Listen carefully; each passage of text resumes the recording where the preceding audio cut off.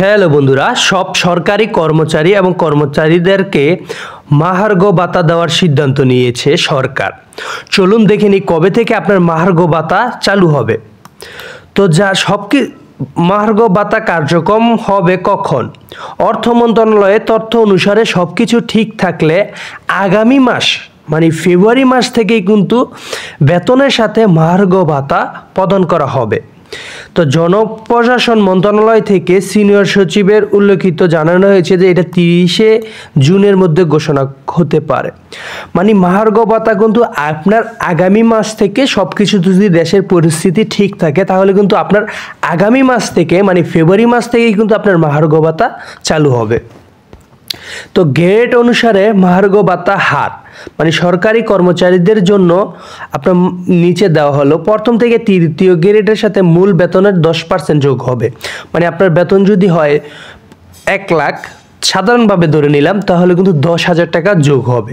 চতুর্থ থেকে দশম শ্রেণীর গ্রেডের মূল বেতনের সাথে 20% কিন্তু আপনার যোগ হবে এবং 11তম থেকে 20 গ্রেডে কিন্তু 25% যোগ হবে। তো ভাই, যারা সরকারি চাকরি করছেন তাদের জন্য কিন্তু এটা একটি সুসংবাদ বা একটি খুশি সংবাদ। তো এখানে কিন্তু বিষয় হচ্ছে মহার্ঘ ভাতার মূল উদ্দেশ্য কি এবং এটা দেওয়ার কারণ কি। মহার্ঘ ভাতা দেওয়ার মূল কারণ হচ্ছে বাংলাদেশে যেই দৈনন্দিন জীবনের বাজারের প্রক্রিয়া যেই হারে বৃদ্ধি পাচ্ছে, সেই ক্ষেত্রে একজন সরকারি কর্মচারীদের কিন্তু আপনার বেতন দিয়ে সংসার চালাতে কিন্তু হিমশিম খেয়ে ফেলে। সেজন্য আমাদের বাংলাদেশ সরকার ফেব্রুয়ারি মাস থেকেই কিন্তু মহার্ঘ ভাতা প্রদান করা শুরু করবে। আমি মনে করি যে এই উদ্যোগটা কিন্তু বাংলাদেশের সরকারের জন্য কিন্তু একটি মহান একটি উদ্যোগ। সরকারি চাকরিজীবীদের জন্য রয়েছে সুখবর 2025 সাল। তো অনেক জল্পনা কল্পনার পরেই কিন্তু এই মহার্ঘ ভাতা প্রদান করছে সরকার। তো যারা সরকারি কর্মচারী রয়েছেন তাদের জন্য কিন্তু অবশ্যই বিষয়টা খুশি সংবাদ, কারণ আপনারা আগামী মাস থেকে পেতে যাচ্ছেন মহার্ঘ ভাতা। তো যারা 11 থেকে 20 গ্রেডের চাকরি তাদের কিন্তু 25% পাবে। যারা চতুর্থ থেকে দশম গ্রেডের চাকরি তারা কিন্তু পাবে 20 গ্রেডের। তো নতুন ব্যবস্থাপনা কোনো কর্মচারীকে 4,000 টাকার কমে মানে সর্বনিম্ন আপনি যদি নতুনও ঢুকেন তাহলে কিন্তু আপনার 4,000 টাকা মহার্ঘ ভাতা পাবেন এবং সর্বনিম্ন বেতন বৃদ্ধি 4,000 টাকা আর সুবিধাবঞ্চিত 8,500 টাকা, তবে 5% স্বল্পমেয়াদী বাতিল করা হবে। মানে আপনার যদি বেতন হয় ধরেন 20,000 টাকা, তার সাথে কিন্তু 25,000 টাকা যোগ 25% কিন্তু যোগ হবে এই মহার্ঘ ভাতা।